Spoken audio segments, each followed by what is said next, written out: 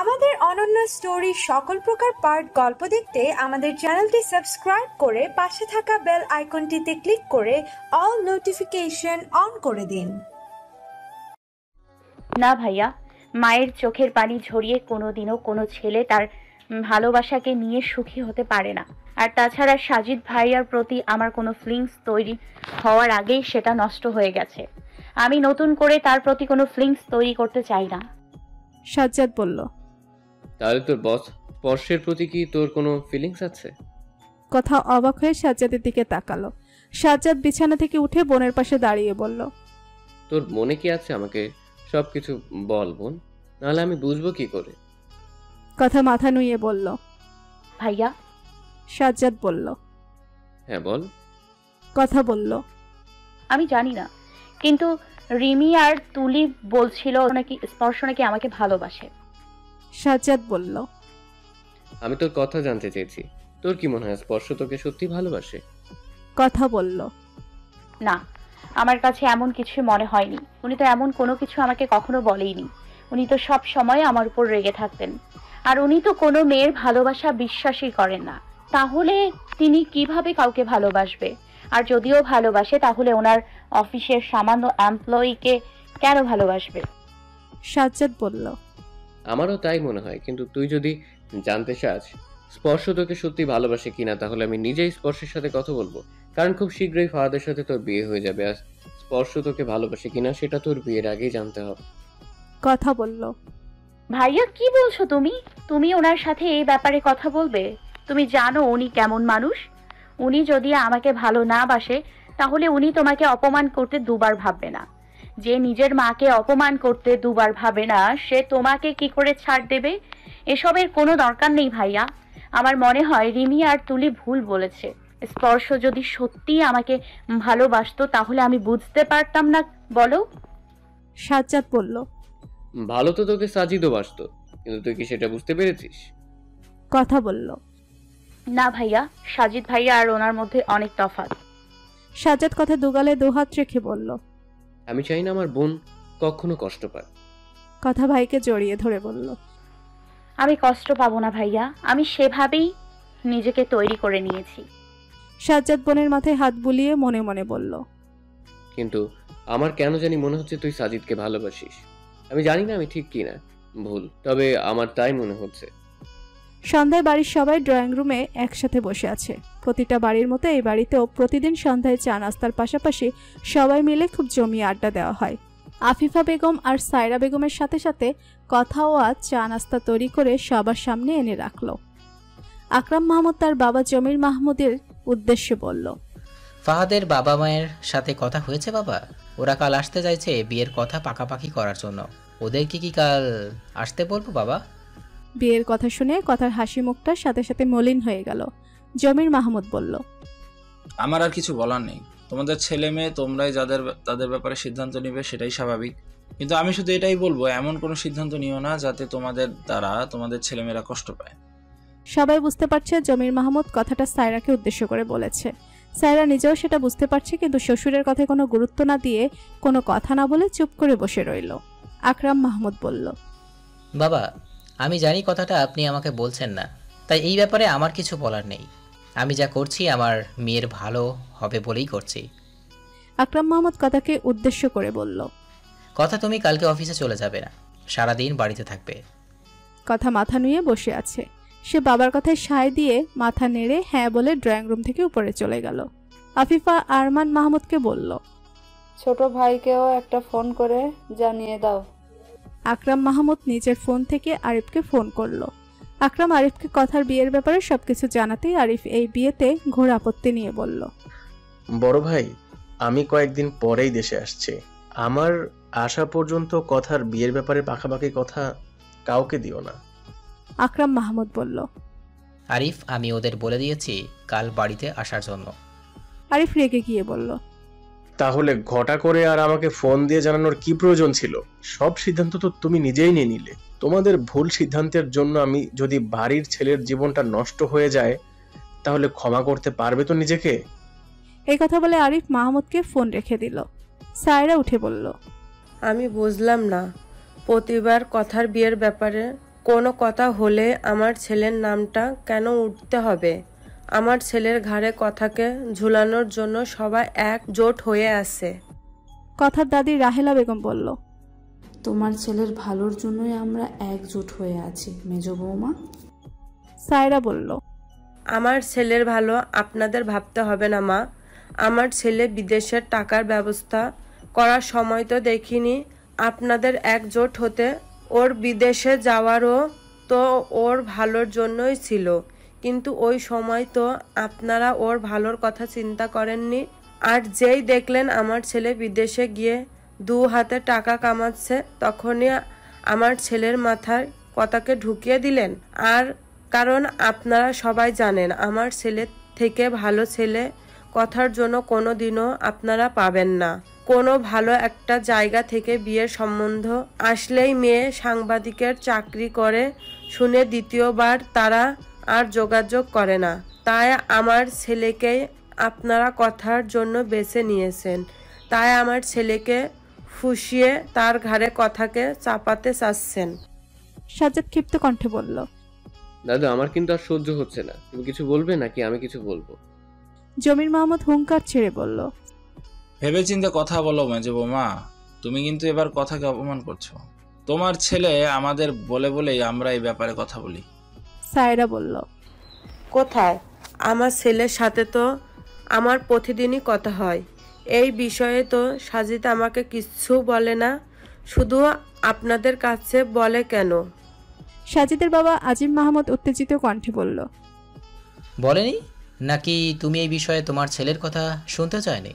কোনোদিন শুনতে চেয়েছো ছেলের কথা? ও তোমাকে কি বলতে চাই জিজ্ঞেস করেছো একদিন? এই বিষয়ে কথা বলতে গেলেই তো ফোন রেখে দাও। সায়রা বলল, বেশ করেছি, শুনবো না আমি কারোর কথা। তোমার কথাও শুনবো না, তোমার ছেলের কথাও শুনবো না, আর না অন্য কারোর কথা শুনবো।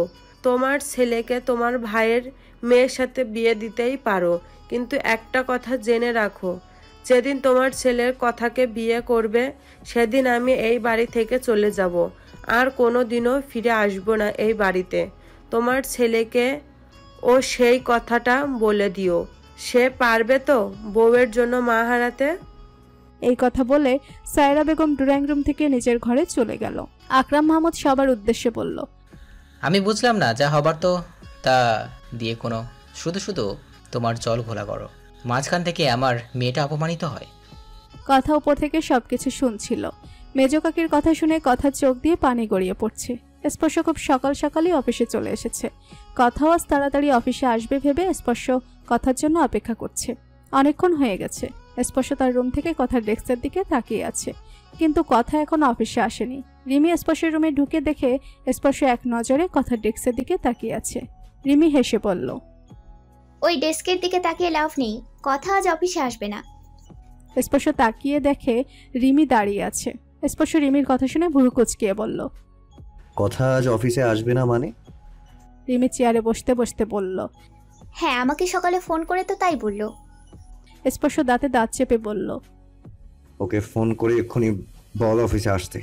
অফিস কি ওকে বাসায় বসিয়ে রেখে স্যালারি দিবে নাকি? রিমি এক চোখ কপালে তুলে বলল, তাহলে ওকে অফিস থেকে বিদায় করে দে। স্পর্শ রিমির দিকে তাকালো। রিমি ঠোঁট চেপে হাসলো। স্পর্শ রিমির থেকে চোখ সরিয়ে বলল, ফাজলামো করিস না রিমি, আমি সিরিয়াস। ওকে ফোন করে বল অফিসে আসতে। রিমি বলল, আশ্চর্য, আমি কিভাবে বলবো ওকে এখন অফিসে আসতে? ও সকালেই তো আমাকে ফোন করে বললো আজ অফিসে আসতে পারবে না। স্পর্শ বলল, তোকে কেন বলবে? আমাকে কেন ফোন করে বলেনি? রিমি মুখটা বাঁকিয়ে বলল, কারণ অফিসের সকল এমপ্লয়ি ছুটির দায়িত্ব তুমি আমাকে দিয়েছো মিস্টার বস। মনে নেই নাকি সেই কথা? প্রেমে পড়ে এটাও ভুলে গেছো? স্পর্শ বলল, মনে আছে, কিন্তু পরের বার যখন ও আবার ছুটির ব্যাপারে কথা বলবে তখন ওকে আমার সাথে কথা বলতে বলবি। রিমি হেসে বলল, হ্যাঁ, সেটা আর তোকে বলে দিতে হবে না, আমি সেটা এমনিতেই বুঝে গেছি।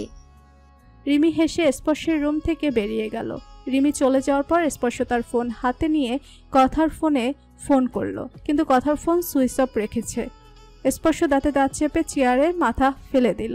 তারপর কিছু একটা ভেবে টেবিলের ড্রয়ার থেকে ওই রেস্টুরেন্টের কথাকে রিং পরিয়ে দেওয়া ছবিটা নিজের চোখের সামনে মেলে ধরতেই তার মুখে হাসি ফুটে উঠল। আজ ফাহাদের সাথে কথার বিয়ের পাকা কথা হবে। বাড়িতে অতিথি আপ্যায়নে কোনো ত্রুটি রাখছে না। কথার দাদি রাহেলা বেগম বুয়াকে বলল আজ সারাদিনের জন্য থেকে যেতে। আফিফা আর সায়রার সাথে সাথে বুয়াও হাতে হাতে কাজ করছে।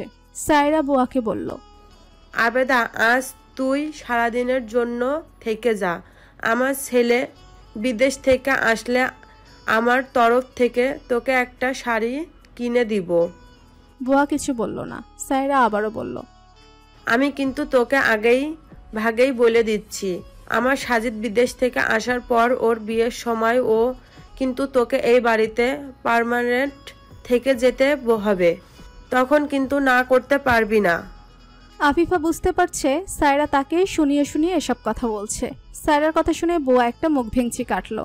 সায়রা মাঝে মাঝে তার বড়জাকে শুনিয়ে শুনিয়ে এটা ওটা বলে, কিন্তু আফিফা এ বিষয়ে কোনো কথা বলে না, শুধু শাশুড়ির কাছে সবকিছু নালিশ করে।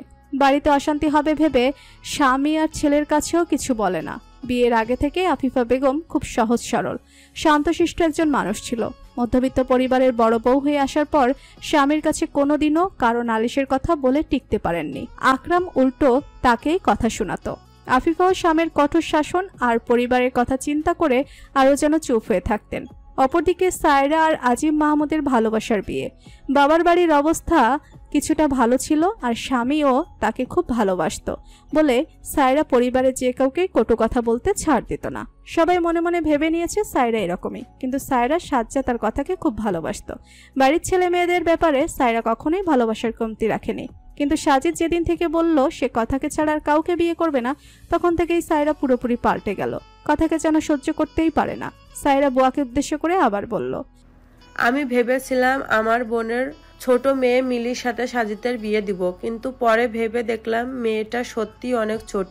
তাতে কি, আমার সাজিদের জন্য মেয়ের অভাব হবে নাকি? আমার সাজিদের জন্য তো মেয়ের বাবা মায়েরা পাগল হয়ে যাবে। আবেদা, তুই দেখে নিস, আমার ছেলের জন্য আমি পরীর মতো বউ আনবো। বুয়া এই পরিবারের অনেক বছর যাবৎ কাজ করছে, তাই এই পরিবারের সবকিছুই তার জানা। বুয়া সায়রাকে উদ্দেশ্য করে বলল, আমাদের কথা মাই তো পরীর মতো দেখতে, ওর থেকে সুন্দর মাইয়া আপনি আর কোত্থেকে খুঁজে পাইবেন? বুয়ার কথা শুনে সায়রা দাঁতে দাঁত চেপে বলল, কেন, কথার থেকে সুন্দর মেয়ে কি এই বাংলাদেশে নেই? আমি আমার সাজিদের জন্য কথার থেকে সুন্দর মেয়ে এনে দেখাবো। কথা রান্নাঘরে এসেছিল মা কাকিকে সাহায্য করতে। রান্নাঘরের বাইরে থেকে সায়রার কথা শুনে আর রান্নাঘরে ঢুকলো না, নিজের ঘরে চলে গেল। এখন নিজের ঘরে বসে আছে। স্পর্শ ফোন করতে পারে এই ভেবে ফোনটা সুইচ অফ করে রেখেছে। কথার সময় কাটছে না ঘরে বসে থেকে, তাই দাদুর ঘরে যাওয়ার জন্য সিঁড়ি দিয়ে নামতেই দেখে তুলি বাড়িতে ঢুকছে। তুলিকে দেখে কথা খুব খুশি হলো। কথা দৌড়ে গিয়ে তুলির হাতে হাত ধরে বলল, তুলি, খুব ভালো হয়েছে তুই এসছিস, আমার একা একা সময় কাটছিল না। কিন্তু তুলির মুখে কোনো হাসি ফুটে উঠল না। তুলি কথার হাত ধরে সিঁড়ি বেয়ে উপরে কথার ঘরে নিয়ে গেল। ঘরে গিয়ে তুলি কথাকে জিজ্ঞেস করলো, কি ব্যাপার কথা, আজকে নাকি তোর ফাহাদের সাথে বিয়ের পাকা কথা হবে, কিন্তু এই ব্যাপারে তুই তো আমাকে কিছু বলিসনি। খালামণি নাকি খুব খুশি হয়ে তোর বিয়ের কথা মাকে বলেছিল। মায়ের কাছে কথাটা শুনে শাওনকে কিছু না বলেই চলে এলাম, তুই আমাকে কিছু বলিসনি কেন? কথা আমতা আমতা করে বলল, কি বলবো বলতো, আজ তো মাত্র বিয়ের পাকা কথা হবে, বিয়ে ঠিক হওয়ার পর তো তোকে ঠিকই বলতাম। তুলি বলল, ও, বিয়ে ঠিক হয়ে যাওয়ার পর বলতিস? কথা, স্পর্শ ভাইয়া তোকে খুব ভালোবাসে, ওইদিকে সাজিদ ভাইয়াও, দুজনের একজনের সাথেও তোর বিয়ে হবে না? আমি তো এটা মানতেই পারছি না। কথা তুলিকে বলল, তুলি, সাজিদ ভাই আমাকে পছন্দ করে, আমি সেটা জানি, কিন্তু তুই স্পর্শের কথা একদম বলবি না, আমার মনে হয় না উনি আমাকে ভালোবাসে। তুলি কথার হাত ধরে বলল, শাওন স্পর্শ ভাইয়াকে খুব ভালো করেই চিনে, আর শাওনই আমাকে বলেছে শাওন নাকি তোর জন্য স্পর্শ ভাইয়ার চোখে পানিও দেখেছে। কথা বলল, কিন্তু আমি ওনার চোখে আমার প্রতি কোনো ভালোবাসা দেখিনি, আর উনিও তো আমাকে কিছু বলেওনি। তুলি বলল, কথা, শাওন আমাকে বলেছে স্পর্শ ভাইয়া নাকি খুব চাপা স্বভাবের মানুষ। কথা বলল, তুলি, আজ আমার বিয়ে ঠিক হবে, আর স্পর্শ এখনো নিজেই বুঝতে পারছে না উনি আমাকে ভালোবাসে কিনা। এবার তুই বল আমি কি করে স্পর্শের উপর ভরসা করতে পারি? তুলি বলল, আমি শাওনকে ফোন করে সবটা বলি, তাহলে শাওনই যা করার সব কিছু করবে।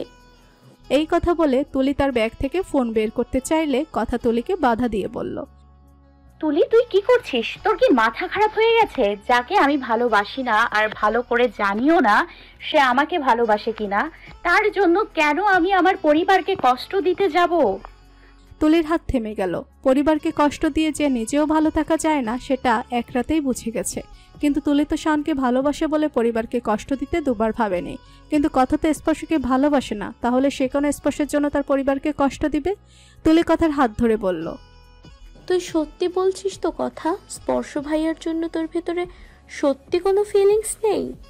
কথা বলল, তুলি আমি ভালো করে জানতে পারলাম না উনি আমাকে সত্যি সত্যি ভালোবাসে কিনা। তাহলে ওনার প্রতি আমার ফিলিংসটা কোথা থেকে জন্মাবে তুই আমাকে বল। তুলি হেসে বলল, তাহলে নিশ্চয়ই সাজিদ ভাইয়ার প্রতি তোর ফিলিংস আছে, কারণ তুই তো জানিস সাজিদ ভাইয়া তোকে ভালোবাসে। কথা হেসে বলল, ফিলিংসটা জ্বলবো জ্বলবো করছিল, কিন্তু তোর খালামণির ভয়ঙ্করী রূপ দেখে ফুস জ্বলার আগেই নিভে গেল। কথা আর তুলি একসাথে হাসলো। কথা হাসতে হাসতে বলল, আমি তোর ওই খালামণির মতো শাশুড়ি চাই না, আমি অবশ্যই ভালো একটা শাশুড়ি ডিজার্ভ করি। তুলি কথার কাঁধে হাত রেখে কাঁধে থুতনি ঠেকিয়ে বলল, আর হাজবেন্ড কার মতো ডিজার্ভ করিস? স্পর্শ ভাইয়ার মতো? কথা বড় বড় চোখ করে বলল, আরে বাবা সারাদিন আমাকে বকবে আর জ্ঞান দিতে থাকবে। কথা আর তুলি আবারও হাসলো। তুলি কথাকে আবার জিজ্ঞেস করলো, তাহলে সাজিদ ভাইয়ার মতো হাজবেন্ড? কথা বলল, very caring, he is best person. এইরকম একটা হাজবেন্ড কোথায় পাবো বলতো? তুলি কথাকে বলল, তুই একটু বস, আমি আসছি। কথা ভুরু কুচকিয়ে বলল, কোথায় যাচ্ছিস? তুলি কিছু না বলেই চলে গেল। সায়রা বেগম মাত্রই রান্নাঘর থেকে বেরিয়ে নিজের রুমে গেলেন। তুলি সায়রার ঘরে ঢুকে গেল। তুলিকে দেখে সায়রা খুশি হয়ে জড়িয়ে ধরে বলল, তুলি কখন এলি? তুলি হেসে বলল, অনেক আগেই এসেছি খালামণি। সায়রা ভুরু কুচকিয়ে বলল, তুলি অনেকক্ষণ আগে এসেছিস, তাহলে আমার কাছে আসিসনি কেন? তুলি বলল, কথার ঘরে ছিলাম খালামণি। সায়রা ভুরু কুচকিয়ে বলল, তুইও ওই মেয়ের দলে? ওর সাথে বেশি মেশার দরকার নেই, ও একটা মায়াবিনী। তুলি হেসে বলল, ঠিকই বলেছ, আর ওই মায়াবিনীর মায়াই তো তোমার ছেলে আটকা পড়ে আছে। তুমি সেটা কেন বুঝতে চাইছো না খালামণি? সায়রা রাগী গলায় বলল, ও এখন তুইও ওর হয়ে কথা বলতে চলে এসেছিস? ওর নিশ্চয়ই তোকে আমার কাছে পাঠিয়েছে আমাকে বোঝানোর জন্য। এতদিন তো খুব বড় বড় কথা বলছিল আমার ছেলেকে বিয়ে করবে না, আর এখন যেই দেখেছে নিজের বিয়ে ঠিক হয়ে যাচ্ছে, এখন তোকে বাড়িতে এনে আমার কাছে পাঠিয়েছে আমাকে বোঝানোর জন্য, তাই না? তুলি সায়রাকে বিছানায় বসিয়ে বলল, না খালামণি, ও আমাকে তোমার কাছে পাঠায়নি। আমি সাজিদ ভাইয়ের কথা চিন্তা করেই তোমাকে বুঝাতে এসেছি। আচ্ছা খালামণি, তুমি আমাকে বলো তো, তুমি তো কথাকে খুব ভালোবাসতে, কিন্তু হঠাৎ করে তোমার কি হয়ে গেল যে তুমি ওকে সহ্যই করতে পারছো না? কথা কোন দিক দিয়ে সাজিদ ভাইয়ার অযোগ্য তুমি বলো? কথার মতো আর একটা মেয়ে তুমি খুঁজে পাবে? সাজিদ ভাইয়া আসল হীরা চিনতে পেরেছে, তাই তো নিজের জন্য সেই হীরাকেই বেছে নিয়েছে। তোমার জন্য তোমার ছেলে যদি সেই হীরাকে হারিয়ে ফেলে, তাহলে পরবর্তীতে তোমার আফসোস হবে না বলো? সায়রা বেগম জোরালো কণ্ঠে বলল, কোনো দিনও হবে না। আর ও হিরে তোকে কে বলেছে? তোদের বয়স বেশি না আমার বয়স বেশি? তোদের বয়স কম, তাই তোরা হিরে ভেবে কাজকে হিরে ভেবে পছন্দ করিস। যেদিন আমার সাজিদের মতো হীরের টুকরো ছেলেকে ফেলে তুই শাওনের মতো কাজকে বেছে নিয়েছিস, কিন্তু আমি আমার ছেলের জন্য আসল হিরে খুঁজে নিয়ে আসব, তুই দেখে নিস। নিজের স্বামীর নামে এমন কথা শুনে তুলির খুব রাগ হলো, কিন্তু সে শান্ত কণ্ঠে দীর্ঘশ্বাস ফেলে বলল, তোমাকে বোঝানো কারোর সাধ্যি নেই। ঠিক আছে, তোমার যা ভালো মনে হয় তুমি তাই করো, কিন্তু আমি তোমাকে বলছি একদিন তুমি ঠিকই কথার জন্য আফসোস করবে। কিন্তু সেই দিন তোমার কিছুই করার থাকবে না। তুলি কথার রুমে চলে গেল। কথা শাড়ি পরে সেজে গুজে তৈরি হয়ে আয়নার সামনে নিজেকে দেখছে। কথা আয়নার সামনে দাঁড়িয়ে বলল, কোথায় গিয়েছিলি? মেজো কাকির ঘরে, তাই না? ভাইয়ার মতো তুইও ভাবলি আমি সাজিদ ভাইয়াকে ভালোবাসি? তুলি বলল, কিন্তু তুই তো বলেছিস তুই সাজিদ ভাইয়ার মতো একজন হাজবেন্ড চাস।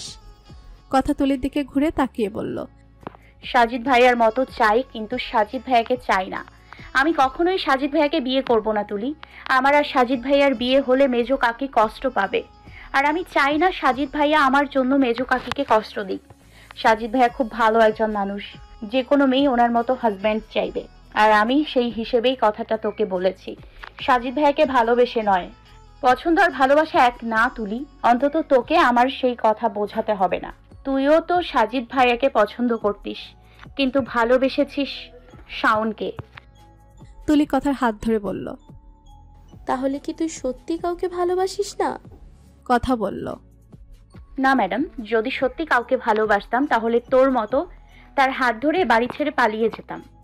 তুলি বলল, কথা তুই স্পর্শ ভাইয়ার ব্যাপারে আরো একটু ভাবতে পারিস। আমার মনে হচ্ছে স্পর্শ ভাইয়া তোকে খুব ভালোবাসে, কিন্তু মুখ ফুটে বলতে পারছে না। কথা বলল, আগে মুখ ফুটে বলুক, তারপর আমিও ভেবে দেখব। আমি আমার মনকে অনেক কষ্টে শক্ত খোলসে আবদ্ধ করে রেখেছি তুলি। আমি চাই না আন্দাজের ওপর ভিত্তি করে আমি কারোর উপর দুর্বল হয়ে পড়ি, আর কেউ আমার মন ভেঙে দিয়ে চলে যাক। কথায় বা তুলির হাত ছেড়ে দিয়ে আয়নার সামনে দাঁড়িয়ে বলল, এবার বল আমাকে কেমন লাগছে? তুলি বলল, এত দেখতে হবে না, তোকে খুব সুন্দর লাগছে। কথা খুশি হলো। নিচে ড্রয়িং রুমে সবাই বসে আছে। দুপুরে ফাহাদের বাড়ির সবাই আসার কথা, কিন্তু দুপুর পেরিয়ে যাচ্ছে, এখনো কেউ আসেনি। এভাবে বেশ কিছুক্ষণ কেটে গেল। দুপুর পেরিয়ে বিকেল হয়ে গেছে। সবাই না খেয়েই ফাহাদের পরিবারের জন্য অপেক্ষা করে আছে, কিন্তু তারা এখন এসে পৌঁছালো না। আকরাম মাহমুদ ফাহাদের বাবার ফোনে ফোন করছে, কিন্তু কেউ ফোন রিসিভ করছে না। সবাই চিন্তিত মুখে বসে আছে। সায়রা খুব ভালো করে বুঝতে পেরে গেছে কথার এই বিয়েটাও ভেঙে গেছে। সায়রা বাড়ির সবার উদ্দেশ্যে বলল, আসবেন না ওনারা আর? এই মেয়ে বিয়ে এইবারও ভেঙে গেছে, আর ভাঙবে না কেন? দুদিন আগে চাকরির নাম করে বাড়ির বাইরে রাত কাটিয়ে এসেছে। এসব কথা নিশ্চয়ই ওনাদের কানে পৌঁছে গেছে। আর যে মেয়ে বাড়ির বাইরে রাত কাটাতে পারে সেই মেয়েকে কিভাবে বাড়ির বউ করবে ওনারা? সায়রার কথায় সবাই খেপে গেল। সাজ্জাদ তেড়ে গিয়ে সায়রার সামনে দাঁড়িয়ে বলল, মুখ সংযত করে কথা বলো কাকি, না হলে কিন্তু খুব খারাপ হয়ে যাবে। সায়রা বলল, কি খারাপ হয়ে যাবে? কি করবি তুই? আমাকে মারবি? আমাকে? আজিম মাহমুদ সাজ্জাদকে সায়রার সামনে থেকে সরিয়ে দিয়ে নিজে সায়রার সামনে দাঁড়িয়ে বলল, ও তোমাকে মারতে পারবে না, কারণ সে শিক্ষা পায়নি। আর সেই জন্য এই বাড়ির মেয়ের সম্পর্কে আর একটা খারাপ কথা বললে তোমাকে মারার জন্য দুবার হাত কাঁপবে না আমার। কথার তুলি উপরে দাঁড়িয়ে সবকিছু দেখছিল। ঠিক তখনই ফাহাদের বাবা মা হুড়মুড়িয়ে বাড়ির ভেতরে ঢুকলো। তাদের দেখে আকরাম মাহমুদ খুশি হয়ে তাদের দিকে এগিয়ে গিয়ে বলল, আপনারা এসে গেছেন, এত দেরি করলেন কেন? ফাহাদের বাবা তীক্ষ্ণ দৃষ্টিতে ক্ষিপ্ত কণ্ঠে বললেন, আপনাদের বাড়ির মেয়েকে আমার ছেলের সাথে বিয়ে দিবেন না সে কথা আমাদের ভালো করে বললেই তো হতো। আমরা তো কোনো রকম জোর করিনি আপনাদের সাথে। তাহলে কেন ছেলে পেলে দিয়ে আমার ছেলেকে মার খাওয়াইলেন? আমার ছেলেটা এখন হসপিটালে পড়ে আছে, কেন এমনটা করলেন আপনারা? ফাহাদের বাবার কথা শুনে সবাই অবাক হয়ে গেল। আকরাম মাহমুদ বলল, ফাহাদ হসপিটালে মানে? আর আপনি কি বলছেন আমরা ছেলে পেলে পাঠিয়ে ফাহাদকে মার খাওয়াবো কেন?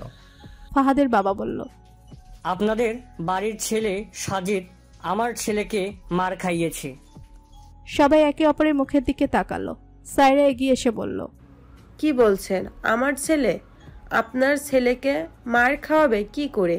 আমার ছেলে তো বিদেশে।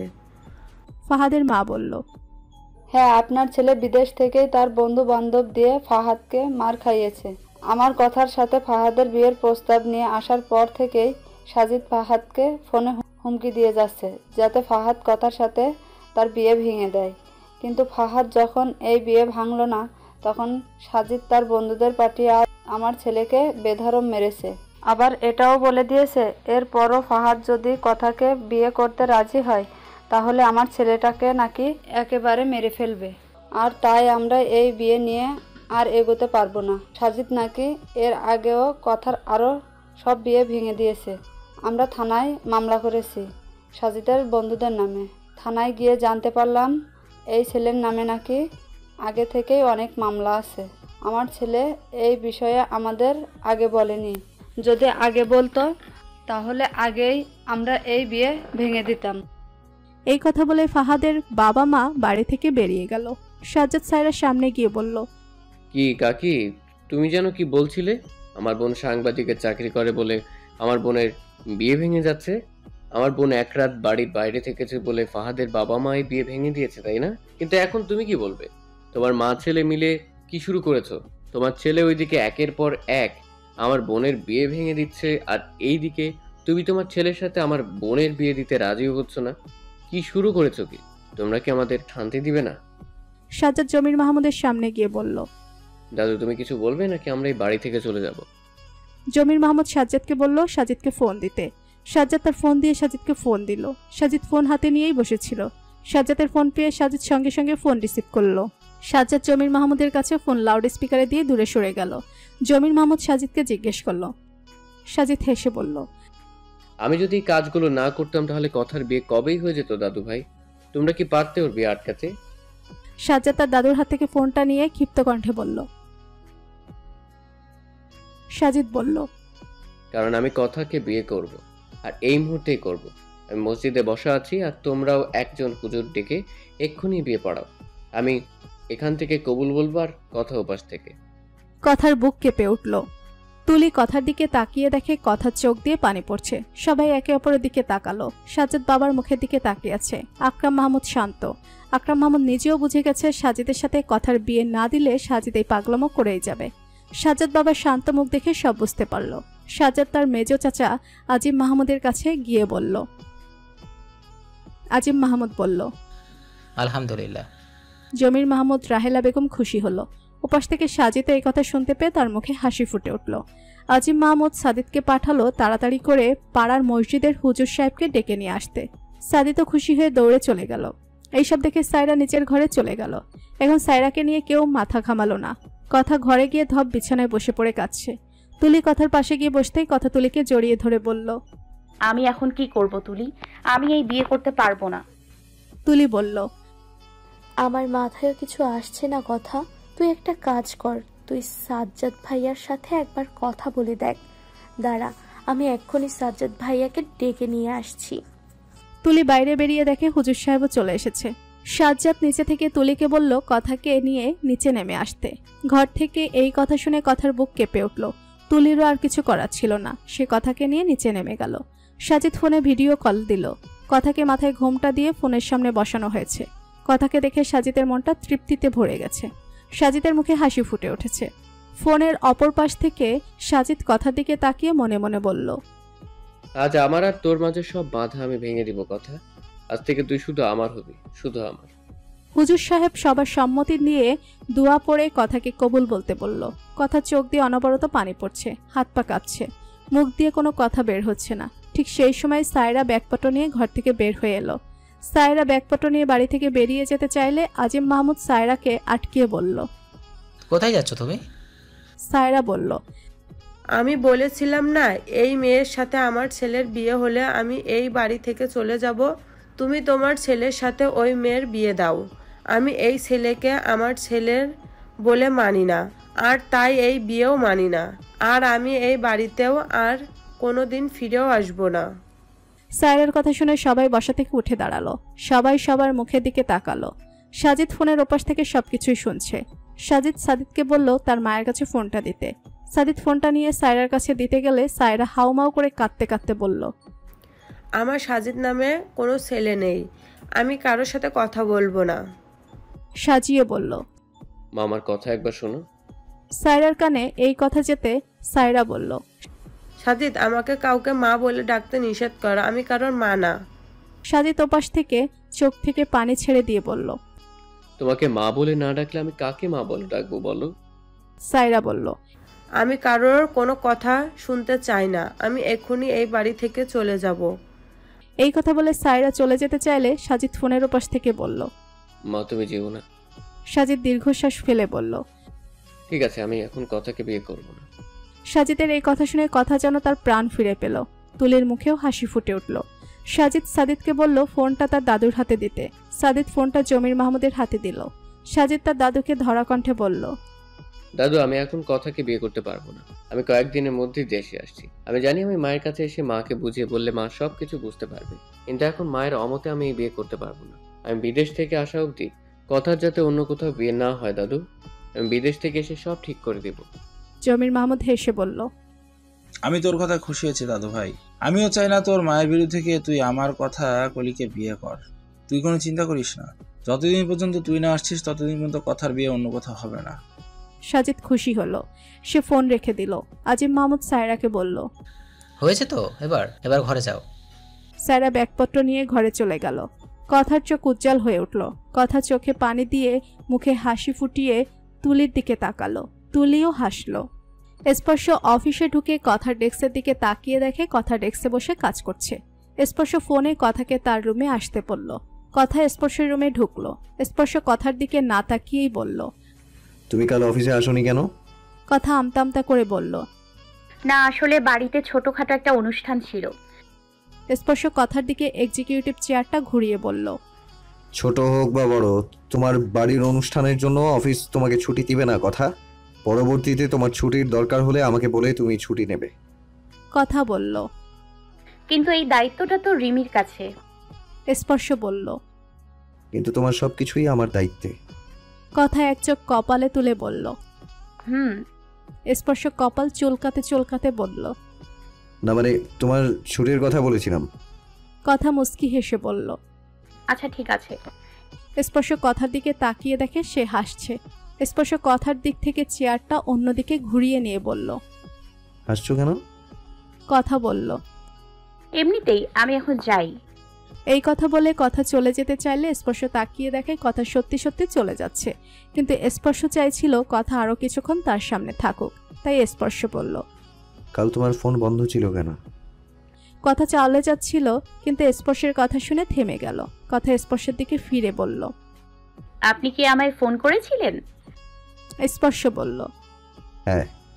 কথা বলল, কাল আমি ছুটি নিয়েছিলাম, সেটা জেনেও আপনি আমাকে ফোন করেছিলেন কেন? স্পর্শ আমতা আমতা করে বলল, না আসলে আমি জানতাম না তুমি ছুটি নিয়েছো, তাই তোমাকে একটা স্টোরির জন্য এক জায়গায় পাঠানোর ছিল।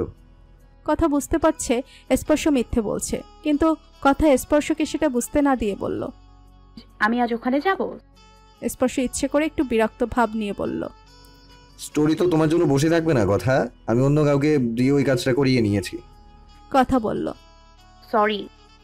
স্পর্শ কথার হাতের দিকে চোখ যেতেই তাকিয়ে দেখে কথা ওই রিংটা এখনো পড়ে আছে। স্পর্শ রিংটার দিকে তাকিয়ে হাসলো। কথা তাকিয়ে দেখে স্পর্শ তার হাতের ওই রিংটার দিকে তাকিয়ে হাসছে। কথা লজ্জা পেয়ে গেল, কারণ এই রিংটা তেমন কোনো দামি রিং না। তারপরও কথা সেই রিংটা আঙ্গুলে পড়ে আছে। তাহলে কি স্পর্শ তাকে এই রিংটা পরিয়ে দিয়েছে বলেই কথা এখনো রিংটা পড়ে আছে? কথা রিংটার দিকে তাকিয়ে আবার স্পর্শের দিকে তাকালো। স্পর্শ অন্য কিছু ভাবতে পারে এই ভেবে কথা বলল, না আসলে আমি রিংটা খুলতে ভুলে গিয়েছিলাম। কথা সঙ্গে সঙ্গে রিংটা খুলে স্পর্শের রুমে রাখা ময়লা ঝুড়িতে ফেলে দিল। কথা রিংটা ফেলে দিতে দেখে স্পর্শ ভুরুকুচকে কথার দিকে তাকিয়ে আছে। কথা সঙ্গে সঙ্গে এই রুম থেকে বেরিয়ে গেল। কথা বেরিয়ে যাওয়ার পর স্পর্শ দাঁতে দাঁতে দাঁত চেপে বলল, আমি রিংটার দিকে তাকিয়ে হাসলাম বলে ওই স্টুপিড মেয়েটা আঙ্গুল থেকে রিংটা খুলে ফেলে দিল। স্পর্শ ঝুড়ি থেকে রিংটা বের করে নিয়ে রিংটার দিকে তাকিয়ে হাসলো। স্পর্শ রিংটা তার বুক পকেটে রেখে দিল। আনাপ শাহরিয়ার রেডি হয়ে নিচে নেমে এলেন। সুরভি আনাপের কাছে এসে বলল, কোথায় যাচ্ছেন? আনাপ বলল, হোটেলে একটা মিটিং আছে, সেখানেই যাব। মিটিং শেষে একটু অফিসেও যাব। ঠিক সেই সময় আদিবা শাহরিয়ার মানে আনাফের বড় বোন বাড়িতে ঢুকলো। আনাফ আর সুরভি আদিবাকে হঠাৎ করে দেখে অবাক হওয়ার সাথে সাথে খুশিও হলো। আনাপ বলল, আপা তুমি নিউ ইয়র্ক থেকে আসবে আর আমাকে একবারও বললেও না? আদিবা বলল, জানিয়ে এলে এই সারপ্রাইজটা পেতিস। কেমন সারপ্রাইজ দিলাম বল? আনাপ বলল, সত্যি সারপ্রাইজড হয়ে গেছি। সুরভি আদিবাকে সালাম করতে গেলে আদিবার সঙ্গে সঙ্গে সরে গিয়ে বলল, থাক থাক, আর সালাম করতে হবে না। আমি শুনেছি আমার ভাই এত কিছুর পরও তোমাকে বাড়িতে থাকতে দিয়েছে, কারণ আমার ভাই এখনো তোমাকে খুব ভালোবাসে। তুমি চলে যাওয়ার পর বিয়ে করার জন্য অনেক বোঝানোর পরও আমার ভাই বিয়ে করেনি।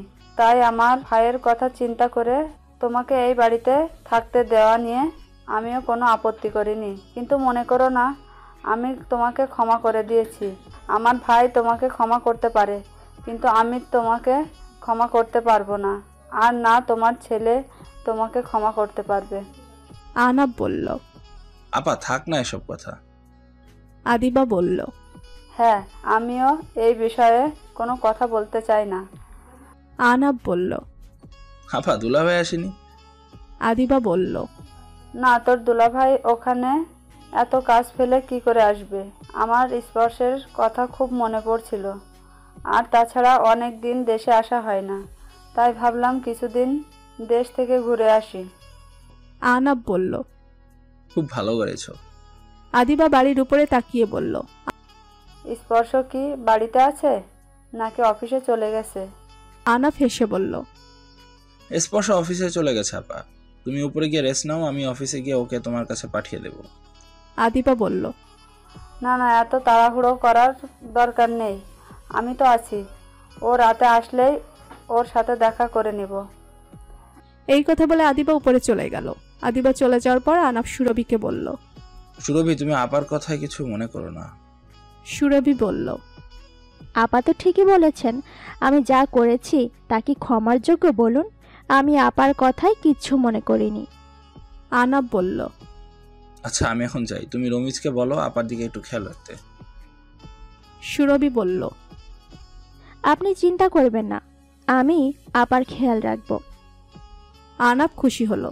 সবাই ডেস্কে বসে কাজ করছে, আর স্পর্শ অফিস ঘুরে ঘুরে তাদের কাজের পর্যবেক্ষণ করছে। স্পর্শ ঘুরে ঘুরে কথার ডেস্কের সামনে এসে দাঁড়ালো। স্পর্শ তার এক হাত কথার ডেস্কে আর এক হাত তার চেয়ারে ধরে দাঁড়ালো। কথা আর চোখে স্পর্শের দিকে তাকিয়ে আবার ল্যাপটপের দিকে মন দিল। স্পর্শ কথা ল্যাপটপের দিকে তাকিয়ে বলল। Do you have any problem? কথা ল্যাপটপের দিকে তাকিয়ে বলল। No problem. স্পর্শ এখনো কথার ডেস্কের কাছেই দাঁড়িয়ে আছে। শাওন আর রিমি তাদের দেখিয়ে একজন আরেকজনকে ইশারা করে হাসছে। শাওন ফাজলামো করে গানের সুরে বলল। পিরিতি কাঠালের আঠা লাগলে পরে ছাড়ে না। আহা। স্পর্শ শাওনের দিকে শুধু মাথা ঘুরিয়ে তাকালো। শাওন স্পর্শের দিকে তাকিয়ে বলল। ওই ডেস্কে কি আঠা আছে স্পর্শ? ওই ডেস্কের সামনে থেকে নড়তেই চাইছিস না? স্পর্শ দাঁত কেলিয়ে শাওনকে ভেঙ্গিয়ে হাসলো। শাওনও দাঁত কেলিয়ে হাসলো। স্পর্শ আবার সঙ্গে সঙ্গে শাওনকে চোখ রাঙালো। শাওন বোকা বনে গিয়ে সঙ্গে সঙ্গে আবার কাজে মনোযোগ দিল। ঠিক তখনই আনাফ শাড়ি আর অফিসে ঢুকলো। আনাফ স্পর্শকে কথা ডেস্কের সামনে দাঁড়িয়ে থাকতে দেখে মনে মনে হাসলো। আনাফ স্পর্শের কাছে গিয়ে পেছন থেকে তার কাঁধে হাত রেখে বলল। ক্যারি অন মাই সান। স্পর্শ পেছন ফিরে দেখে তার বাবা দাঁড়িয়ে আছে। কথাও আনাফকে দেখে সঙ্গে সঙ্গে বসা থেকে উঠে দাঁড়ালো। সাথে সাথে অন্যরাও উঠে দাঁড়ালো। আনাফ কথাকে উদ্দেশ্য করে বলল। কথা, তোমার কাজ কেমন চলছে? কথা বলল। জি ভালো। আনাফ কথার মাথায় হাত রেখে বলল। খুব মিষ্টি একটা মেয়ে, আমি তোমার উপর খুব খুশি। আনাফ শাওনের উদ্দেশ্যে বলল। শাওন, আমার রুমে এসো। শাওন সঙ্গে সঙ্গে আনাফের পেছন পেছন তার রুমে চলে গেল। আনাফ চলে যাওয়ার পর স্পর্শ কথাকে বলল। আচ্ছা বাবা তোমার উপর খুশি হলো কেন? কথা বলল। আমি কি করে বলবো? স্পর্শ বলল। তুমি এই অফিসে ঢোকার পর ওই দুই একটা বাদে আর বড় ধরনের কোনো স্টোরিতে কাজ করনি, তাহলে বাবা তোমার উপর এত খুশি হওয়ার কারণ কি? স্পর্শ ভাবতে লাগলো। কথা স্পর্শের কথায় কান না দিয়ে নিজের কাজে মনোযোগ দিয়েছে। রিমি স্পর্শের কাছে এগিয়ে গিয়ে তার কানে কানে বলল। ওনার ছেলের মন জয় করা কি চারটেখানি কথা নাকি? এই কথা বলে রিমি চলে গেল। রিমির কথা শুনে স্পর্শ কথার দিকে তাকিয়ে আছে। স্পর্শ মনে মনে বলল। সত্যি কি তুমি আমার মন জয় করতে পেরেছো কথা? আনাফ সারিয়া নিজের রুমে ঢুকে শাওনকে বলল। তোমার বন্ধু সম্পর্কে আপডেট কিছু বলো। শাওন বলল। স্পর্শের আপডেট? স্পর্শ তো প্রেমে পড়েছে আঙ্কেল। আনাফ চেয়ারে বসতে বসতে বলল। তো মেয়েটাকে? শাওন বলল। আমি কেন বলবো, আপনি ওর বাবা হন। আপনি আপনার ছেলের ভালোবাসার মানুষকে খুঁজে বের করতে তো একটু কষ্ট তো একটু করতেই হবে আঙ্কেল। আনাফ চেয়ারের ঠেলান দিয়ে বলল। সানজিদা মাহমুদ কথা, am I right? শাওন হেসে বলল। 100% রাইট। শাওন আর আনাব দুজনেই হাসলো। আনাব শাওনকে আবারও জিজ্ঞেস করলো। মেয়েটাকে কি গাধাটা কিছু বলতে পেরেছে? শাওন বলল, এখন পর্যন্ত না, আর ভবিষ্যতেও পারবে কিনা সেটাও সন্দেহ আছে।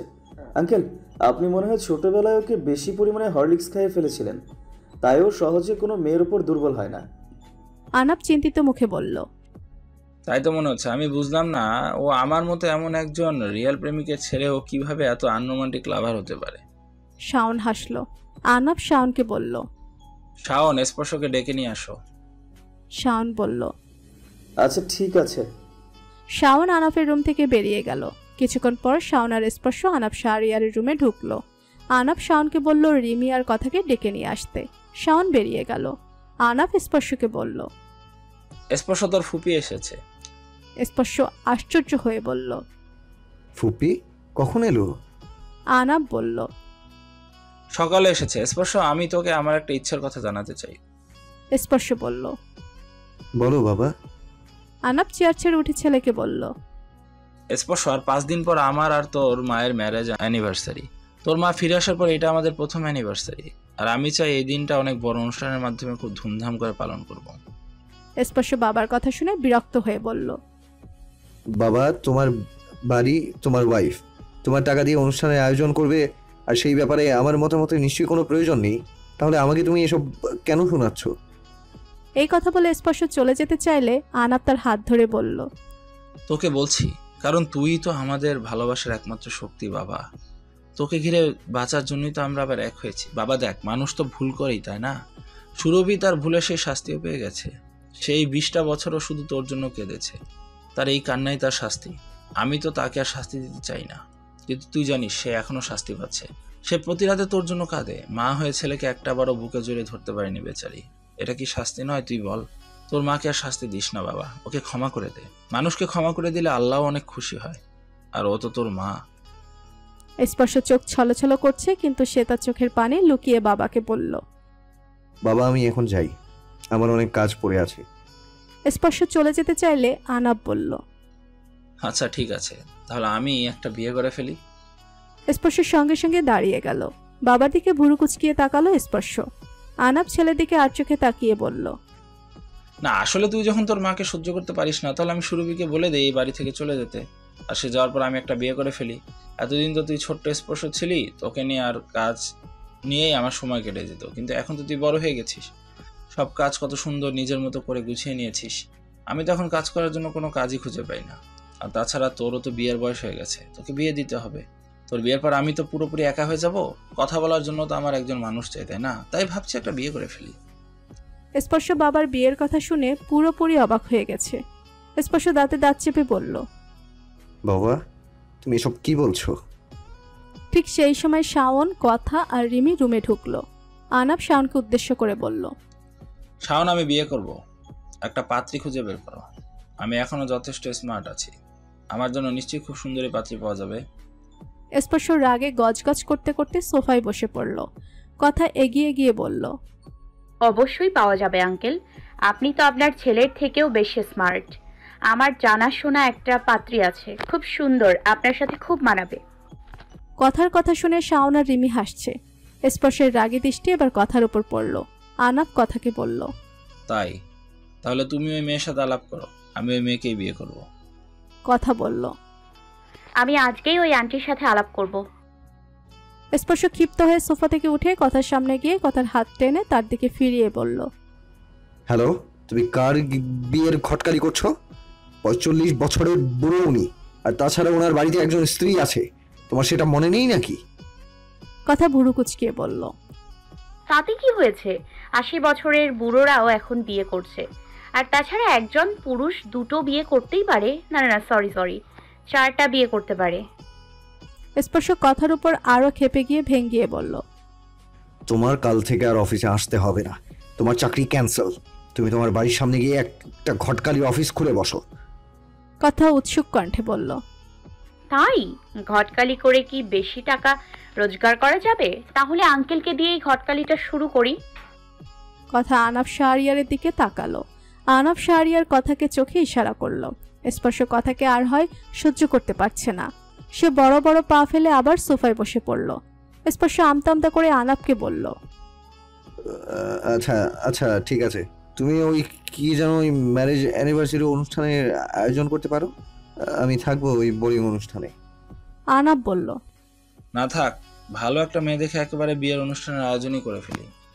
স্পর্শ এবার বড় বড় চোখ করে বাবার দিকে তাকালো। আনাফ ছেলের দিকে তাকিয়ে বলল, না থাক, অ্যানিভার্সারি অনুষ্ঠানই ঠিক আছে। আনাপ কথা শাওন আর রিমি একে অপরের দিকে তাকিয়ে হাসলো। আনাপ মনে মনে বলল, আমি জানি বাবা, তুই তোর মাকে খুব ভালোবাসিস। কথা স্পর্শের দিকে তাকিয়ে মনে মনে বলল, আপনি আপনার মাকে খুব ভালোবাসেন মিস্টার স্পর্শ, কিন্তু মুখে সেই ভালোবাসা প্রকাশ করতে চান না। আনাপ সবার উদ্দেশ্যে বলল, স্পর্শ, শাওন, রিমি আর কথা, আর 5 দিন পর আমাদের ম্যারেজ অ্যানিভার্সারি। আমি চাই এই অনুষ্ঠানটা খুব জমকালো আয়োজনে হবে, আর এই অনুষ্ঠানের সব দায়িত্ব তোমাদের, তোমরাই সবকিছুর ব্যবস্থা করবে। স্পর্শ ফোন হাতে নিয়ে টিপতে লাগলো। কথা বলল, আঙ্কেল, আপনি কিন্তু এই অ্যানিভার্সারির অনুষ্ঠানটা আন্টিকে সারপ্রাইজ হিসেবে দিতে পারেন। আনাপ ভুরু কুচকে বলল, এরকম? কথা বলল, মানে আন্টির সামনে অনুষ্ঠানের সব আয়োজন হবে ঠিকই, কিন্তু আন্টি জানবে এই অনুষ্ঠানটা অন্য কিছুর জন্য। কিন্তু আপনি যখন আন্টিকে নিয়ে কেক কাটবেন, ঠিক তখনই আন্টি জানতে পারবে এই অনুষ্ঠানটা আপনার আর ওনার ম্যারেজ অ্যানিভার্সারি অনুষ্ঠান। আন্টি কেমন সারপ্রাইজ হয়ে যাবে বলুন তো? আনাপ খুশি হয়ে বলল, খুব ভালো আইডিয়া। স্পর্শ মনে মনে বলল, একটু আগে যে মহিলার জন্য সতীন বের করে দেওয়া হচ্ছিল, এখন সেই মহিলাকে সারপ্রাইজ দেওয়ার জন্য আবার প্ল্যানও বের করে দেওয়া হচ্ছে। পোল্টি বাজ মেয়ে একটা। রিমি বলল, হ্যাঁ আঙ্কেল, কথা ঠিকই বলেছে। আন্টি যখন দেখবে এমন একটা অনুষ্ঠান শুধু তার জন্য সারপ্রাইজ হিসেবে রাখা হয়েছে, তখন খুব খুশি হবে। আনাপ বলল, তাহলে সবাইকে কি বলবো, কিসের জন্য অনুষ্ঠান হচ্ছে? স্পর্শ ফোনের দিকে চোখ রেখে রিমিকে বলল, রিমি, নিউ ইয়র্ক থেকে ফুফি এসেছে। রিমি খুশি হয়ে বলল, কি মামি এসেছে? রিমি কিছু একটা ভেবে বলল, আইডিয়া। আঙ্কেল, আপনি সবাইকে বলবেন হঠাৎ করে মামি নিউ ইয়র্ক থেকে আসার উপলক্ষে আপনি সব আত্মীয় স্বজনদেরকে নিয়ে বাড়িতে একটা পার্টি দিচ্ছেন। আনাপ খুশি হয়ে বলল, গুড আইডিয়া। কি স্পর্শ, শাওন, মেয়েদের বুদ্ধি থেকে তোমাদের বুদ্ধি এত কমজোর কেন?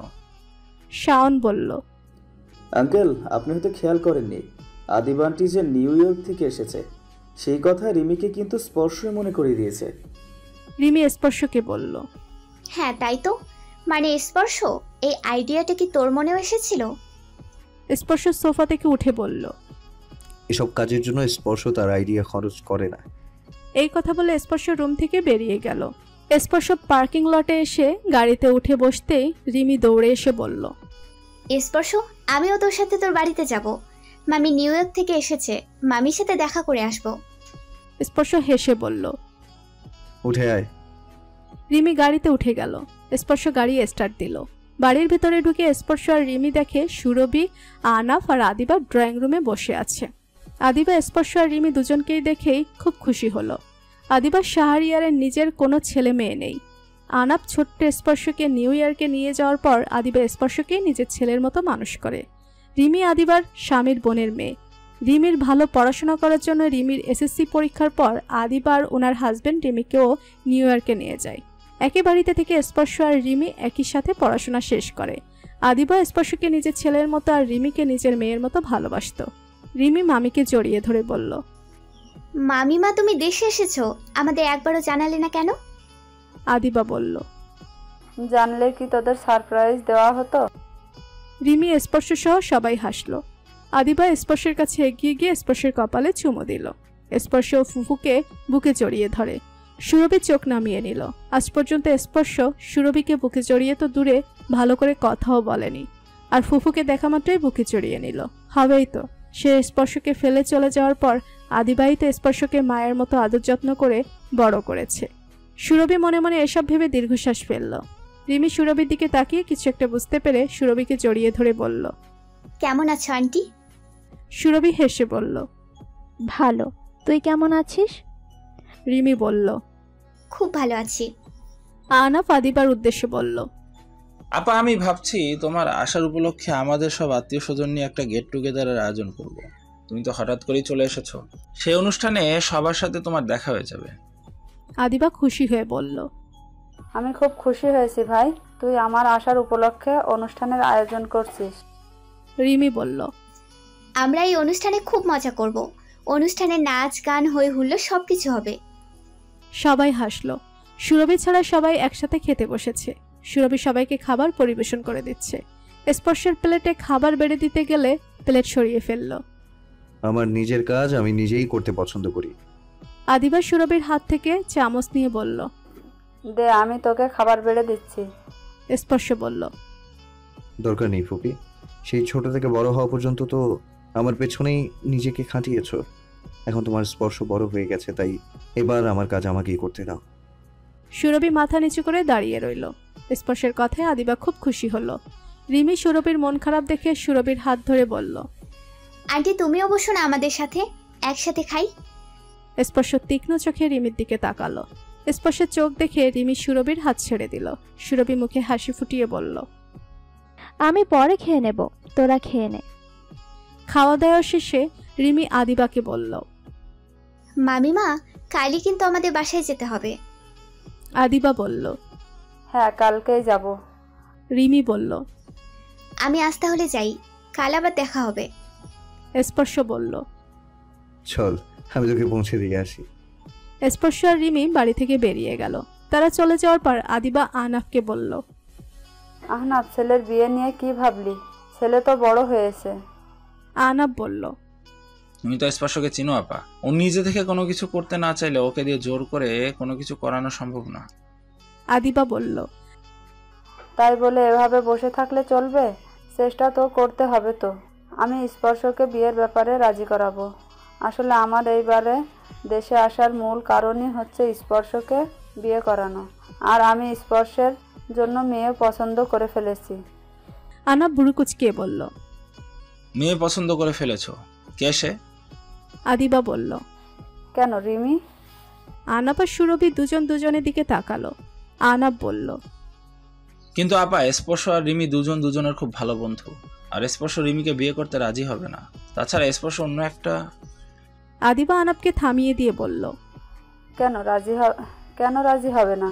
স্পর্শ যদি কাউকে বিয়ে করতে রাজি হয় তাহলে রিমিকেই বিয়ে করতে রাজি হবে, কারণ তারা একে অপরকে খুব ভালো বুঝে। অন্য কোনো মেয়ের সাথে স্পর্শের তেমন ভালো কোনো বন্ডিং নেই, কিন্তু রিমির সাথে স্পর্শের আন্ডারস্ট্যান্ডিং খুব ভালো। আমি স্পর্শের সাথে এই ব্যাপারে কথা বলবো। আহনাফ বলল, কিন্তু আপা, স্পর্শ অন্য একটা। আহনাফকে থামিয়ে দিয়ে সুরভি বলল, আচ্ছা ঠিক আছে আপা, আপনি নিজে স্পর্শের সাথে এই ব্যাপারে কথা বলে নেবেন। আদিবা বলল, হ্যাঁ, আমি স্পর্শের সাথে এই ব্যাপারে কথা বলবো। আহনাফ, তোর দুলাভাইও চাই রিমির সাথে স্পর্শের বিয়ে হোক। স্পর্শ আর রিমিকে আমরা ছেলে মেয়ের মতো ভালোবেসে এসেছি, তাই ওদের বিয়েতে আমরা খুব খুশি। এই কথা বলে আদিবা উপরে চলে গেল। আদিবা চলে যাওয়ার পর আহনাফ সুরভিকে বলল। সুরভি বলল, আপনি বললে আপা সেটা কখনোই মানত না, তাই স্পর্শের নিজের মুখেই তার কথা তার ফুপিকে বলতে দিন। একমাত্র স্পর্শ বললেই আপা এই ব্যাপারটা বুঝতে রাজি হবে। এখন আকরাম মাহমুদ, সাজ্জাদ সহ এই বাড়ির সবাই সাজিদার কথার বিয়েতে রাজি। সাজিদ খুব তাড়াতাড়ি দেশে চলে আসছে, আর সাজিদ দেশে আসার পরেই সাজিদার কথার বিয়ে হবে। এতদিন সায়রার কথা ভেবে আকরাম মাহমুদ এই বিয়েতে রাজি হচ্ছিল না, কিন্তু একের পর এক কথার বিয়ে ভেঙে যাওয়ায় সাজিদের এই পাগলামো দেখে আকরাম মাহমুদ এই বিয়েতে রাজি হয়ে গেলেন। আর সাজ্জাদ মনে করে নিয়েছে কথা সাজিদকে ভালোবাসে, তাই সাজ্জাদও এই বিয়েতে রাজি। কাল থেকে সায়রা বেগম ভালো করে খাওয়া দাওয়া করে না, কারোর সাথে কথাও বলে না। প্রথমে সবাই ভেবে নিয়েছিল ঠিক হয়ে যাবে, কিন্তু এখন বাড়ির সবাই সায়রাকে নিয়ে চিন্তিত। সায়রা ছাদে দাঁড়িয়ে চোখের পানি ফেলছে। সাজিদ বিদেশ থেকে ফোন করেছে মায়ের সাথে কথা বলার জন্য। আজিম মাহমুদ ফোন হাতে নিয়ে সায়রাকে খুঁজতে খুঁজতে ছাদে চলে এসেছে। আজিম মাহমুদ সায়রার দিকে ফোনটা এগিয়ে দিয়ে বলল, নাও, কথা হলো, সাজিদ তোমার সাথে কথা বলতে চাই। সায়রা বলল, আমি বললাম না সাজিদ নামে আমার কোনো ছেলে নেই। যে ছেলের কাছে মায়ের কথার কোনো দাম নেই, সেই ছেলের সাথে আমার কোনো কথা নেই। এই ছেলে তো ওই মেয়ের জন্য এতটাই পাগল হয়ে বসে আছে যে বিদেশ থেকেও একের পর এক ওই মেয়ের বিয়ে ভেঙে দিয়েছে। ওর মা ওই বিয়েতে রাজি না জেনেও সে কাল ওই মেয়েকে বিয়ে করতে তৈরি হয়ে গিয়েছে। আমাকে একটাবারও জিজ্ঞেস করারও প্রয়োজন বোধ করলো না। তাহলে আমি কেন ওই ছেলের সাথে কথা বলবো? মা, তুমি যদি বিয়েতে রাজি থাকতে তাহলে আমার এইসব কিছুই করার দরকার ছিল না। সাজিদ ফোনের ওপাশ থেকে সবকিছুই শুনছে। ফোন লাউড অপশনে ছিল। সাজিদ বলল, তুমি এখন খাবার খেয়ে নাও, আমি এই ব্যাপারে তোমার সাথে পরে কথা বলবো। সায়রা উচ্চস্বরে আজিব মাহমুদের উদ্দেশ্যে বলে উঠল, দেখেছো ওই ছেলে উল্টো আমাকে দোষারোপ করছে, তবুও এই ছেলে কথা খেয়ে বিয়ে করবে। আজিম মাহমুদের এবার খুব রাগ হচ্ছে। আজিম মাহমুদ ফোনে ছেলেকে বলল, সাজিদ তুই ফোনটা রাখ, আমি তোর মায়ের সাথে কথা বলছি। এই কথা বলে আজিম মাহমুদ নিজেই ফোন রেখে দিল। আজিম মাহমুদ রাগ হলেও তিনি শান্ত কণ্ঠে স্ত্রীকে জিজ্ঞেস করল, কেন তুমি এই বিয়েতে অমত করছো কেন বলো তো? কথা কোন দিক দিয়ে তোমার ছেলের বউ হবার অযোগ্য? তুমি তো কথাকে অনেক ভালোবাসতে, কিন্তু তোমার ছেলের মুখে কথার নাম শোনার পর থেকেই তুমি ওকে সহ্য করতে পারছো না, এই বিয়েতেও রাজি হচ্ছ না। তুমি তো তোমার ছেলেকে অনেক ভালোবাসো, আর তোমার ছেলে যাকে ভালোবাসে তুমি কেন তাকে মেনে নিতে পারছো না? তোমার তো এই বিয়েতে আরো খুশি হওয়ার কথা। সায়রা কাঁদতে কাঁদতে বলল, আমি খুশি হব এই বিয়েতে, আর তুমি আজ আমাকে জিজ্ঞেস করছো আমি কেন এই বিয়েতে রাজি না? তাহলে শোনো, এই বাড়িতে বিয়ে হয়ে আসার পর থেকে এই বাড়ির কোনো দায়িত্ব কি আমি কোনো সময় কি অবহেলা করেছি? আমার তো মনে হয় না আমি আমার দায়িত্বে কোনো অবহেলা করেছি, কিন্তু তারপরও কেন সব ব্যাপারে এই বাড়ির বড় বউ এর গুণগান কেন গাইতে হবে? তোমাদের বাড়ির বড় বউ এই বাড়ির সবাইকে হাত করে রেখেছে, তারপরও আমারও দরকার নেই এই বাড়ির কারোর মন জয় করার। আমি আমার ছেলেকে নিয়েই সুখেই ছিলাম, কিন্তু এখন তোমরা আমার ছেলেকেও আমার কাছ থেকে কেড়ে নিতে চাইছো। এই বাড়ির মেয়ের সাথে বিয়ে হলে সে আমাকে শাশুড়ি হিসেবে কখনো মানবে? সে তো তার বাবা মায়ের কথা মতো চলবে, আর আমার ছেলেকেও তার আঙুলের ডগায় নাচাবে। আর বাইরে থেকে আমি আমার ছেলের জন্য বউ আনলে সে আমার কথা মতো চলতে বাধ্য থাকবে, আমি যা বলবো তাই করবে। কিন্তু এই মেয়ে কখনো আমার কথা মতো চলবে না, উল্টো আমার ছেলেকে তার কথা মতো চলতে বাধ্য করবে। আজিম মাহমুদ তিক্ততার হাসি হেসে বলল, কি নিচু চিন্তা ভাবনা তোমার? কথার সাদিদ ছাদের বাইরে থেকে সবকিছু শুনছিল। মেজ কাকি এখনো খায়নি শুনে কথা তাকে খুঁজতে খুঁজতে ছাদে চলে এসেছিল। ছাদের বাইরে থেকে এসব কথা শুনে কথা ছাদে গিয়ে আজিম মাহমুদকে বলল, কাকু তুমি এখান থেকে চলে যাও, আমি মেজু কাকির সাথে কথা বলছি। আজিম মাহমুদ আর সায়রা পেছনে তাকিয়ে দেখে কথা দাঁড়িয়ে আছে। আজিম মাহমুদ কথাকে দেখে কিছুটা লজ্জা পেয়ে গেল, কিন্তু সায়রা ক্ষিপ্ত কণ্ঠে কথার উদ্দেশ্যে বলল, চলে এসেছিস আমাকে হাত করতে? আমার হাত করে আমার ছেলেকে কোনো মতে বিয়ে করতে পারলেই তো এই পুরো সংসারটা তোর আর তোর মায়ের দখলে চলে যাবে। আজিম মাহমুদ সায়রার দিকে চোখ রাঙিয়ে বলল, কি বলছো তুমি? চুপ করো, ওকে এইসব কথা বলছো কেন? সায়রা বলল, ওকে বলবো না তো কাকে বলবো? ওরই তো সব দোষ। তুমি কি ভাবছো ও এসব না করলে আমার ছেলে এমনি এমনি এসব করছে? ও আমার ছেলেকে কথার জাদুতে ভুলিয়ে এসব করাচ্ছে। ও তো জানে আমার ছেলের থেকে ভালো ছেলে ওর বাবা মা ওর জন্য খুঁজতে আনতে পারবে না, তাই ও আমার ছেলেকে ওর রূপে আর ওর কথার জাদুতে ভুলিয়ে ফেলেছে। বাইরে থেকে সাদিদ ছাদে ঢুকে বলল, মা তুমি চুপ করো, তুমি আপুকে এসব বলছো কেন? আজিম মাহমুদ ও সায়রাকে কিছু বলতে গেলে কথা আজিম মাহমুদ আর সাদিদকে বাইরে বের করে দিয়ে ছাদের দরজা লাগিয়ে দিল। কথা সায়রার কাছে গিয়ে সায়রার হাত ধরে বলল, কাকি আমি জানি আমাকে তোমার পছন্দ না, তুমি চাও না আমি তোমার ছেলের বউ হই, তাই আমিও চাই না তোমার ছেলের বউ হতে। সায়রা কথার মুখে একথা শুনে ভুরু কুঁচকালো। কথা আবারও বলল, আমার বাবা মা আমার জন্য তোমার ছেলের থেকে ভালো ছেলে খুঁজে আনতে পারুক বা নাই পারুক, আমি তোমার ছেলেকে বিয়ে করব না কাকি। সায়রা কথার হাত থেকে নিজের হাত ছাড়িয়ে নিয়ে বলল, আমাকে মুখে বড় বড় কথা শুনিয়ে তলে তলে আমার ছেলেকে খুব ভালো করে বশ করে রাখিস, যাতে আমার সামনে ভালো মেয়ে হয়ে থাকতে পারিস। কথা হেসে বলল, তুমি কি সত্যি আমাকে ভালো মেয়ে মনে করো কাকি? তুমি আমাকে ভালো মেয়ে মনে করো না, আর তাই তোমার কাছে আমার ভালো মেয়ে সাজার কি দরকার বলো? আমি তোমাকে কথা দিচ্ছি, আমি তোমার ছেলেকে বিয়ে করব না। তুমি এই নিয়ে আর রাগ করে নিজের ওপর কষ্ট দিও না কাকি। তুমি খাবার খেয়ে নাও, তোমার ছেলের সাথে কথা বলো। আমি চাই না আমার জন্য তোমাদের মা ছেলের মধ্যে দূরত্ব তৈরি হোক। সায়রা বলল, দূরত্ব তো তৈরি হয়ে গেছে এই কথা, আর সেটা তোর জন্যই হয়েছে।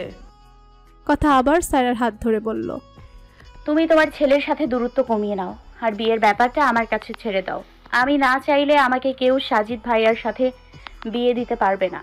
কাল এত তাড়াতাড়ি সব কিছু ঘটে গিয়েছিল যে আমার হাতে কোনো কিছু করার ছিল না, কিন্তু এখন আমার কাছে যথেষ্ট সময় আছে।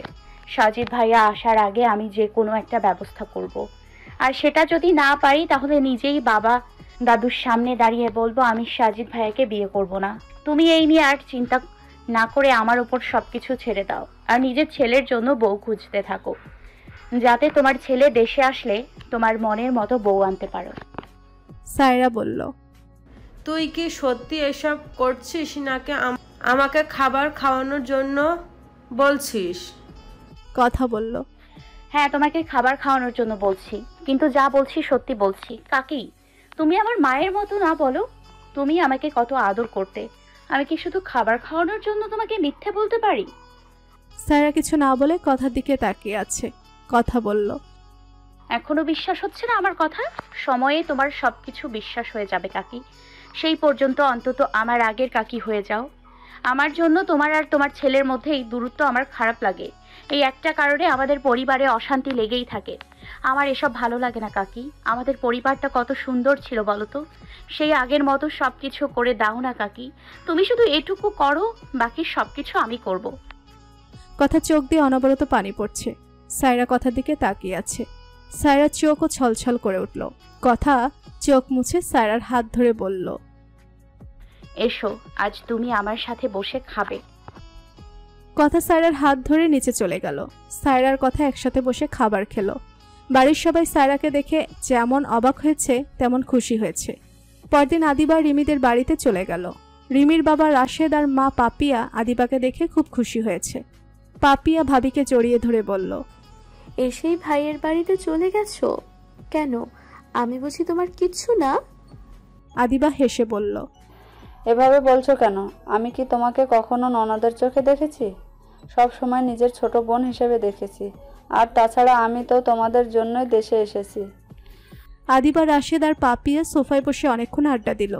রিমি নিচে আসতেই আদিবা রিমিকে নিজের পাশে বসিয়ে পাপিয়ার উদ্দেশ্যে বলল, পাপিয়া, তুমি ভাইয়াকে বলেছিলে স্পর্শের সাথে রিমির বিয়ের কথা, আর আমি সেই ব্যবস্থা করতে এবার দেশে এসেছি। রিমি আর স্পর্শের বিয়ের কথা শুনে অবাক হয়ে গেল। রিমি বাবা মায়ের দিকে তাকিয়ে বলল, আমার আর স্পর্শের বিয়ে মানে? পাপিয়া রিমির কাছে গিয়ে বলল, হ্যাঁ রিমি, আমার আর তোর বাবার স্পর্শকে খুব পছন্দ, তাই আমি আমাদের পছন্দের কথাটা ভাইয়ার সাথে শেয়ার করেছিলাম। আর ভাইয়া তোদের বিয়ের ব্যাপারে স্পর্শের বাবার সাথে কথা বলতে ভাবিকে পাঠিয়ে দিয়েছে। রিমি বিরক্তি মুখে বলল, আশ্চর্য, এই বিয়ের ব্যাপারে ভাবার আগে তোমাদের একবার আমার সাথে কথা বলা উচিত ছিল। আদিবা, পাপিয়া আর রাশেদ অবাক হয়ে গেল। রাশেদ ক্ষিপ্ত কণ্ঠে বলল, তোমার সাথে কি কথা বলার আছে? তোমার সাথে কি কথা বলার আছে? আমরা তোমার বাবা মা, আর তোমার বিয়ের ব্যাপারে আমাদের চিন্তা করার পুরো অধিকার আছে। আমরা যা করব তা তোমার ভালোর জন্যই করব। রিমি সোফা থেকে উঠে বলল, কিন্তু এটা আমার জীবন বাবা, আমি আমার জীবনে কেমন লাইফ পার্টনার চাই সেটা অন্তত আমাকে তোমরা জিজ্ঞেস করতে পারতে। আদিবা রিমির কাছে গিয়ে বলল, রিমি, তুই আমার মেয়ের মতো, আর স্পর্শকে আমি ছোটবেলা থেকে নিজের ছেলের মতো মানুষ করেছি। তোদের বিয়ে হবে শুনে আমি আর তোর মামা খুব খুশি হয়েছি। আমি তো ভেবেছি তুই এই বিয়েতে রাজি। রিমি বলল, না মামিমা, আমি এই বিয়েতে রাজি না। বাবা মা আমাকে জিজ্ঞেস না করেই শুধু শুধু তোমাকে ডেকে এনেছে। তুমি এই বিয়ের ব্যাপারে কারোর সাথে কোনো কথা বলবে না। রাশেদ বলল, কিন্তু কেন তুই এই বিয়েতে রাজি না? স্পর্শ খুব ভালো একটা ছেলে, অঢেল সম্পত্তির মালিক। যে কোনো বাবা মাই চাইবে স্পর্শের সাথে তার মেয়ের বিয়ে হোক। রিমি বাবার দিকে তাকিয়ে বলল, ও, আর সেই জন্য তুমিও স্পর্শের সাথে তোমার মেয়ের বিয়ে দেওয়ার জন্য অন্য বাবাদের সাথে প্রতিযোগিতায় নেমে পড়েছো? তোমার মেয়েকে একবার জিজ্ঞেস করার প্রয়োজন বোধ করলে না? পাপিয়া মেয়েকে বলল, রিমি, স্পর্শ আর তুই তো খুব ভালো বন্ধু। স্পর্শকে বিয়ে করতে তোর কি সমস্যা? রিমি বলল, মা, স্পর্শ শুধুমাত্র আমার খুব ভালো বন্ধু। ও বন্ধু হিসেবে যথেষ্ট ভালো, কিন্তু লাইফ পার্টনার হিসেবে নয়। আই থিঙ্ক আমার জন্য নয়। আমি আমার জীবনে এমন একজনকে ভেবেছি যে মেয়েদের সম্মান দিতে জানবে, যে ভালোবাসার মূল্য দিতে জানবে। কিন্তু স্পর্শ তার পুরোটাই উল্টো। মা, বন্ধু আর লাইফ পার্টনার এক হয় না। অন্য মেয়েদের কথা আমি জানি না, অন্তত আমি স্পর্শের মতো লাইফ পার্টনার চাই না। আর আমি চাইবো তোমরা ওই বিষয়ে আর কোনো কথা না বাড়াও। এই কথা বলে রিমি উপরে চলে গেল। রিমির বাবা মা অসহায়ের মতো একজন আরেকজনের দিকে তাকালো। আদিবা তাদের দিকে তাকিয়ে বলল, তোমরা রিমির কথা মাথায় নিও না। একবার ওদের বিয়ে হয়ে গেলে সব কিছু ঠিক হয়ে যাবে। আমি আহনাফের সাথে কথা বলেছি। এবার স্পর্শ যদি রাজি হয়ে যায় তাহলে স্পর্শের সাথে রিমির বিয়ে হবে।